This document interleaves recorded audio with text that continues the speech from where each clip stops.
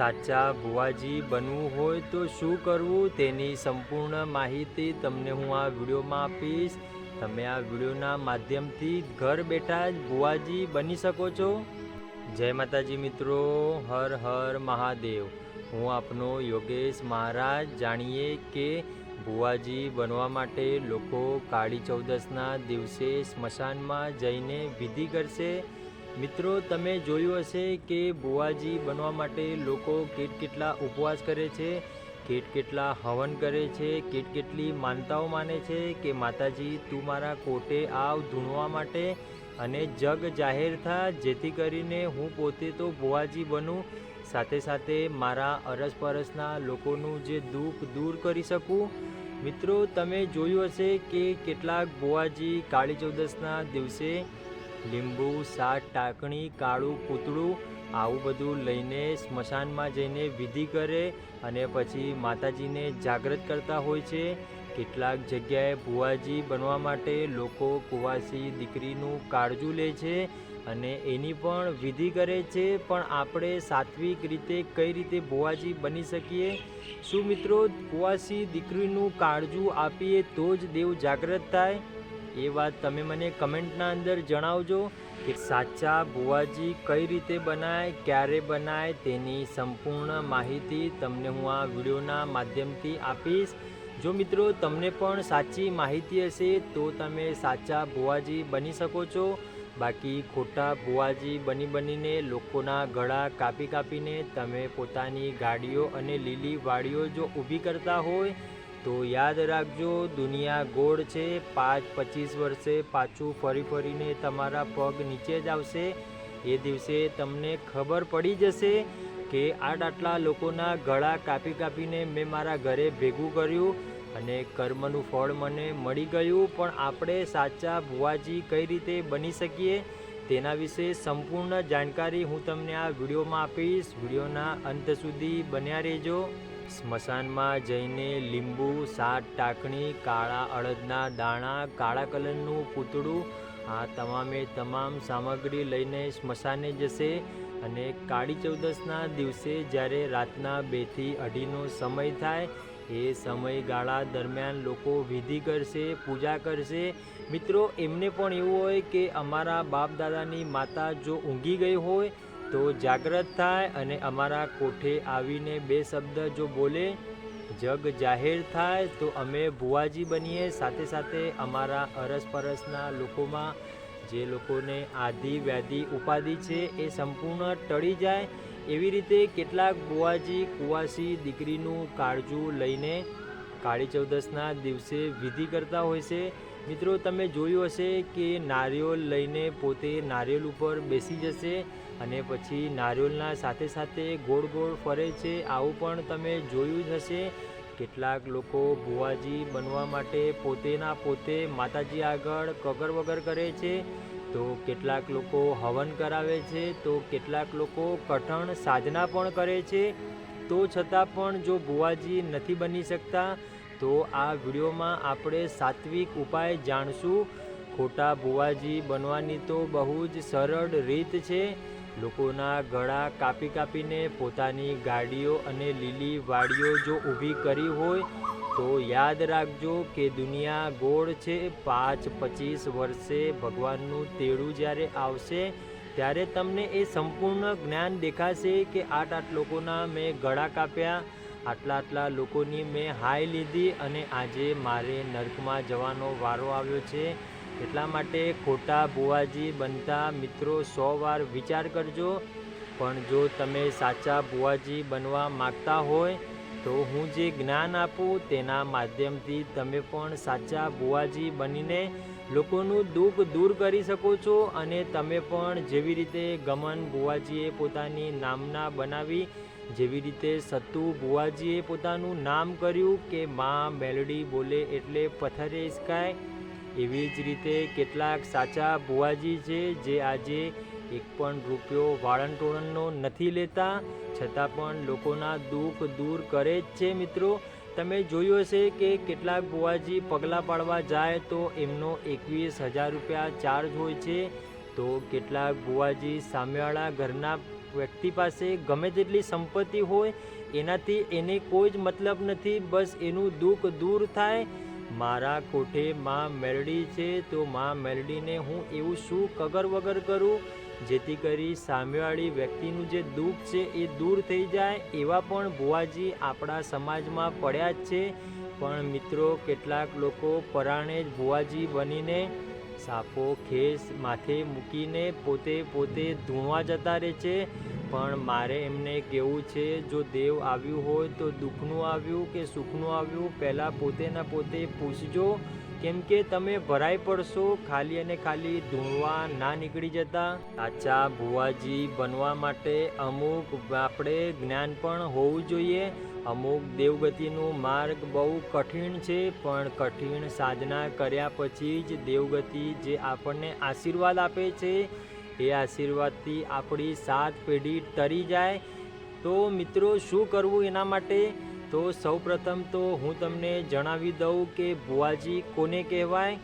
જો તમારું માતૃત્વવાળું હૃદય હોય, તમે પાણી કરતાં પાતળા હોય, તમારા કોઠે અખંડ માં બિરાજતી હોય, જો તમારા મુખે અખંડ માતાજીનું નામ સ્મરણ ચાલુ હોય, તો યાદ રાખજો, માં ભગવતી તમારા કોઠે અવશ્ય ધૂણવા આવશે, અવશ્ય રમવા આવશે.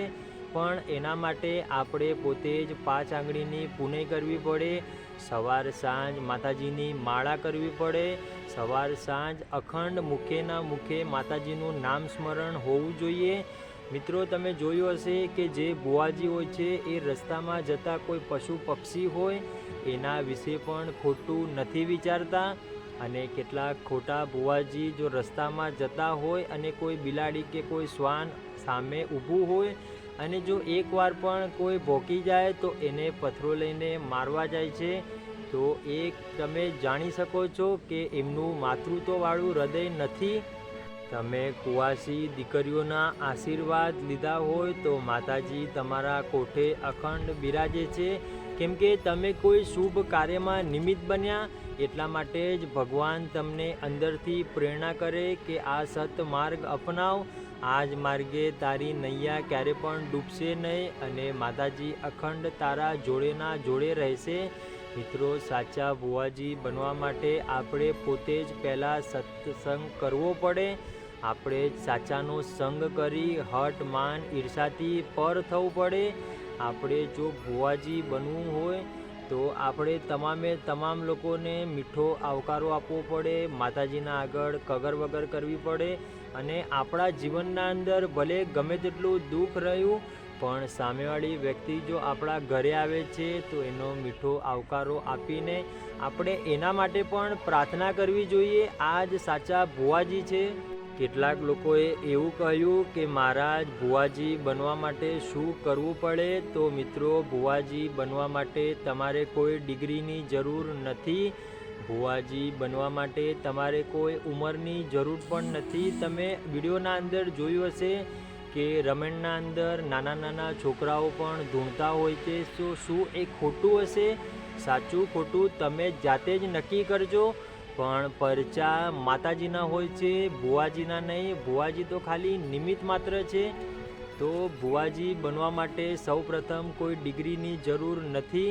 ભુવાજી બનવા માટે આપણે એકે ચોપડી નહીં ભણ્યા હોય તો પણ માતાજી કોઠે આવીને જગ જાહેર અવશ્ય થશે. પણ એના માટે હટ માન ઈર્ષાથી પર થવું પડે. પાતળું કોમળ હૃદય રાખવું પડે. દરેક લોકોને મીઠો આવકારો આપવો પડે. આપણે પોતે જ સત્સંગ સભામાં જોડાવવું પડે. ભુવાજી બનવા માટે 5 આંગળીની પૂનઈ રાખવી પડે. ભુવાજી બનવા માટે તારું મારુંની ભાવના છોડવી પડે. ભુવાજી બનવા માટે નીંદમાંથી જાગીને રાતના સમયે માતાજીના આગળ કગર વગર કરવી પડે. ભુવાજી બનવા માટે આપણે કેટલી સાધના કરીએ જ છે. મિત્રો, તમે જોયું જ હશે કે કેટલાક લોકોના મુખે સાંભળ્યું પણ હશે કે મેં કઠણ સાધના કરી અને એ સાધનાથી માં મેલડીના આશીર્વાદ એવા મળ્યા કે આજે માં મેલડી બોલે એટલે પથ્થરે હિસકાય. એ જ સાચા ભુવાજી. તો મિત્રો, માતાજી પણ તમારા કોઠે ત્યારે જ આવે છે કે તમે કોઈ શુભ કાર્યમાં જોડાઓ છો. તમે કોઈ આધ્યાત્મિક કાર્યમાં જોડાઈને 5 આંગળીની પુનઈ રાખો છો તો જ માતાજી તમારા કોઠે બિરાજમાન થાય છે।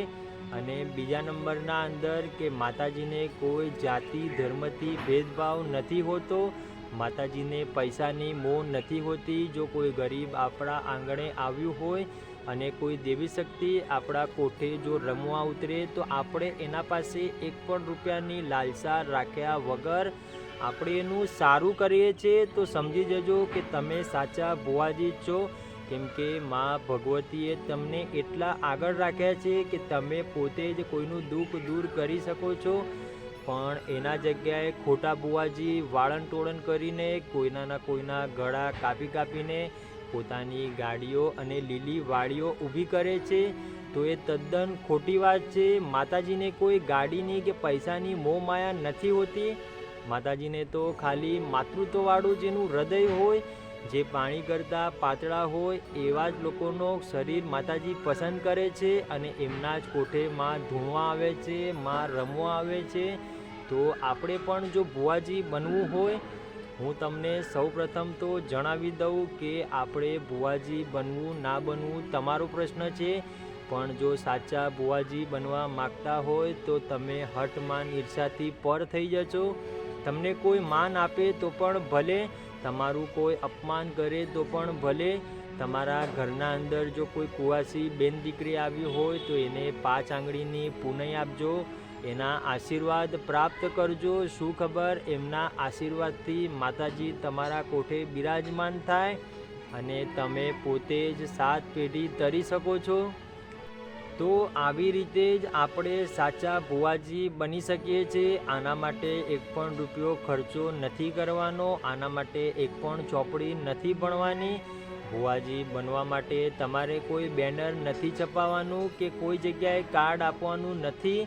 ખાલી અને ખાલી જો તમારી કઠણ સાધના હશે, આધ્યાત્મિક જીવન હશે, 5 આંગળીની પુનઈ હશે, તારું મારુંથી પર હશો અને કુવાસી બેન દીકરીઓના આશીર્વાદ જો તમારા ઉપર હશે તો તમે અવશ્ય ભુવાજી બની શકો છો। આના પહેલાંના વિડીયોમાં પણ મેં ઘણું બધું શીખવ્યું હતું કે તમે જો ખરા મનથી માતાજીને આશીર્વાદ પ્રાપ્ત કરવા માગતા હોય, તમારા કોઠે જો તમને એવું હોય કે હું એકદમ સાત્વિક ખોરાક ખાઉં છું, હું અટમાન ઈર્ષાથી પર છું, મારે બધા જ એક સરખા છે, તો મિત્રો તમે પણ ભુવાજી બની શકો છો।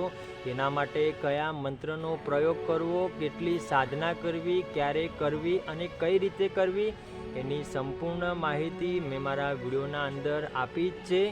જો તમારો કોઈ પ્રશ્ન હોય તો કોમેન્ટના અંદર જરૂર જણાવજો। ત્યાં સુધી જય માતાજી મિત્રો, રાજી રહેજો।